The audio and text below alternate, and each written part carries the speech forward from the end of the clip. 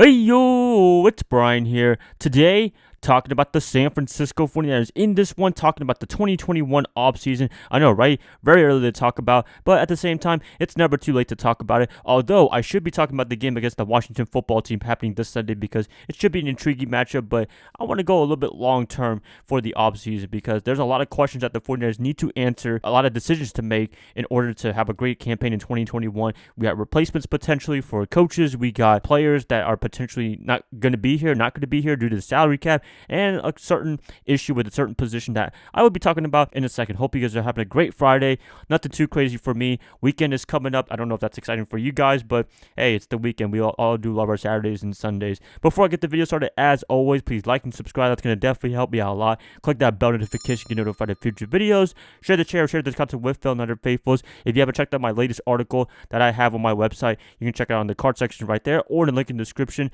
That would be much appreciated. Thank you guys so much. It takes about a minute or two to read the articles. It would definitely support my channel and my website even more. Let's get this video started. 49ers top decisions that they have to make for the 2021 offseason in their campaign. Number 3, I would say, is Robert Saleh, potentially him being a head coach, which I believe he will be gone after the 2021 season, probably Detroit or something like that. Who is going to replace him as a defensive coordinator? You have a lot of great candidates that could fill that position real quickly. You got Chris Kureg, our defensive line coach. He would be a perfect guy to replace Saleh. I mean, keep the same system, motivate the players even more on the linebackers and secondary side, and you can have yourselves another great defense. I would say he's done a great job with the defensive line in 2019 and also in 2020 this year, considering the fact that Nick Bosa, Solomon Thomas, all those guys are currently out for the rest of the year with the makeshift guys. You know, a guy like Kerry Hyder, who's just kind of a role player that he was supposed to be in 2020. He ends up becoming the star player for the 49ers on that defensive line. He's developed a lot of players like DeForest Buckner even more. He was already great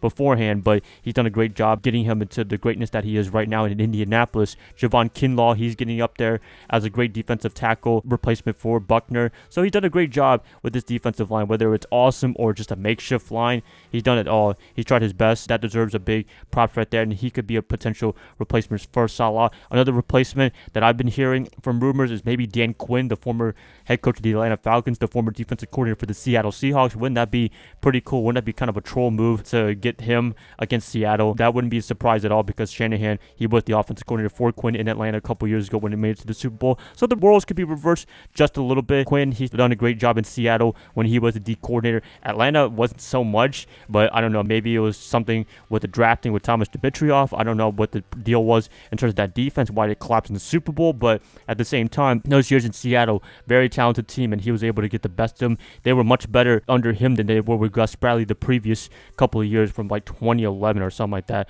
From what I can recall, San Francisco, he has a lot of great talent to work with, assuming that most players do stay for the next upcoming season. That would be a great replacement in my opinion as well. All those guys, other guys you can take into account, but they also run 3-4 defenses, so I don't know if this team is really comfortable with that, making that big change. That is a pretty big change if you're going to be doing that, if you're the new defensive coordinator potentially for Robert Saleh. But this could be all moot if Saleh decides to stay in San Francisco, but you never know. I believe he will be gone, but they have to answer this question definitely, who will be his replacement. I'm pretty sure they're finding top candidates right now to replace him as we speak, so I wouldn't be surprised if they're going to have somebody if Saleh takes a job when the offseason is over. Number 2 for me, which players are they going to keep, which players they're going to let go, because some players are going to have to be gone from the 49ers, unfortunately. Love to keep as much players as we can that are healthy, but at the same time, it's just not feasible because the salary cap issues, you know, salary cap era, with the cap projected to be a little bit lower than intended for the past couple of years due to everything going on right now. It's going to be pretty difficult. I mean, a lot of decisions you have to make is Trent Williams, potentially Kyle Juszczyk, Robbie Gould right now. They deserve to take into consideration to re-sign. Also, some guys that might be gone, like Jaquiski Tartt, Akella Witherspoon potentially.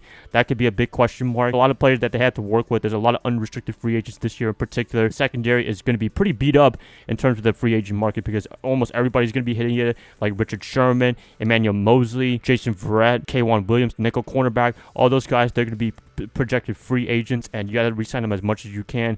I don't know. It's going to be pretty difficult for the 49ers how they're going to navigate it. But, you know, if I seen John Lynch and Kyle Shanahan, they've made some compromises. I think they can do a great job in this offseason. So they just got to prioritize who is important for the next couple of years, and that's all you could pretty much do and get a fair value for the money, the price you pay for each player. That's a big decision that they have to make coming into the 2021 campaigns to sacrifice some players in order to get the team better by re-signing those that are very important, MVPs, potential draft picks coming in, and also some free agents outside the 49ers to sign if they want to come in the 49ers. The last thing for me, in particular, the position that I'm looking forward to in the 2021 decision-making offseason is definitely the quarterback position. What are they going to do with Jimmy Garoppolo? Are they going to pay him that big money?